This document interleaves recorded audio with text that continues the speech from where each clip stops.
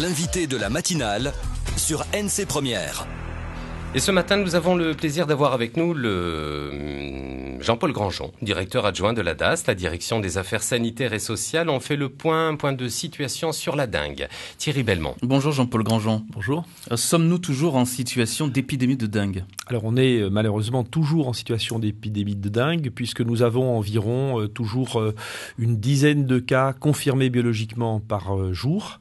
Et il faut savoir que ces cas confirmés biologiquement ne représentent qu'une partie du nombre total de cas qui surviennent sur le territoire, puisque ce sont des cas qui relèvent du réseau Sentinelle, donc un réseau qui est représentatif de l'ensemble de la Calédonie, mais qui n'est que le reflet partiel du nombre de cas total. Ça veut dire qu'il peut y avoir encore plus de cas ?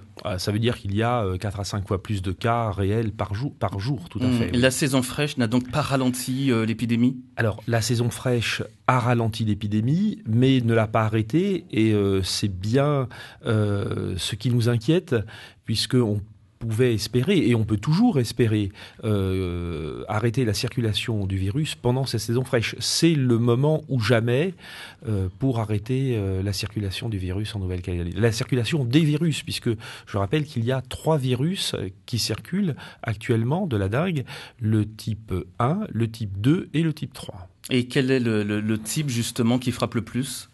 Alors, jusqu'à présent, on avait le type 1, mais on note une augmentation du type 2.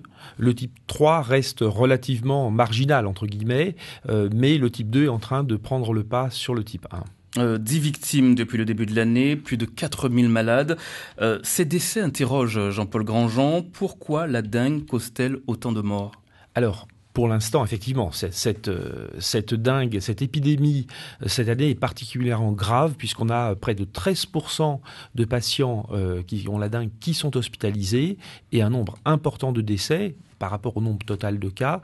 Alors, nous nous interrogeons avec les praticiens de l'hôpital sur les raisons. Et nous avons commencé depuis quelques mois une enquête pour essayer de comprendre les raisons. Pour l'instant, on n'a pas encore trouvé les raisons qui expliquent cette gravité particulière. On pense qu'il n'est pas impossible que l'épidémie de Zika, il y a 3 ans, puisse intervenir par un système d'immunité croisée qui augmenterait la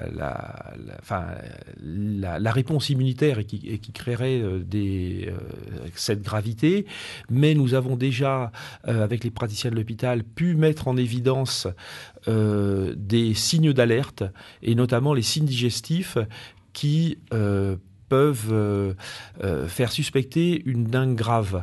Ça ne veut pas dire que les patients qui n'ont pas de signes d'alerte ne peuvent pas faire de signes graves, mais ces signes, notamment digestifs, c'est-à-dire des douleurs abdominales, des nausées, des vomissements, des diarrhées, et également les saignements, des muqueuses notamment, sont des signes qui doivent faire craindre une dengue grave et qui doivent nécessiter une surveillance particulière du patient. Et vous nous parlez de cette mauvaise interaction entre ceux qui avaient eu le Zika précédemment et la dengue, mais la dengue, elle touche tout le monde, tous les âges. Il y a eu ce bébé qui a été décédé il y a quelques semaines.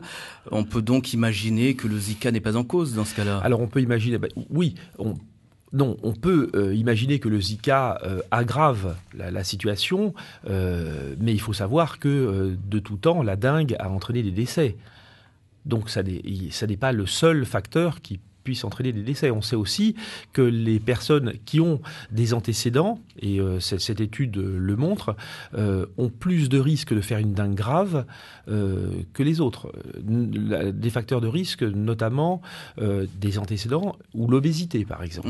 Est-ce qu'on a des raisons d'être inquiet en ce moment, Jean-Paul Grandjean, à cause de la dengue ?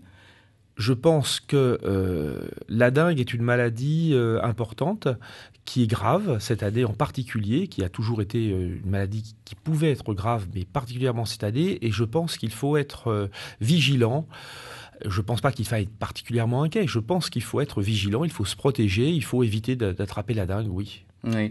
Devant la multiplication des cas d'atteinte ophtalmique, par exemple, la direction des affaires sanitaires et sociales avait lancé en mai dernier un appel à témoins pour mieux cerner les relations entre l'arbovirose et ces altérations de la vision. Où en sommes-nous aujourd'hui ? Alors, nous avons recueilli un certain nombre de réponses à cet appel que je renouvelle pour que tous les patients qui ont des atteintes ophtalmiques se fassent connaître auprès de la DAS. Nous faisons une étude pour essayer de comprendre les raisons.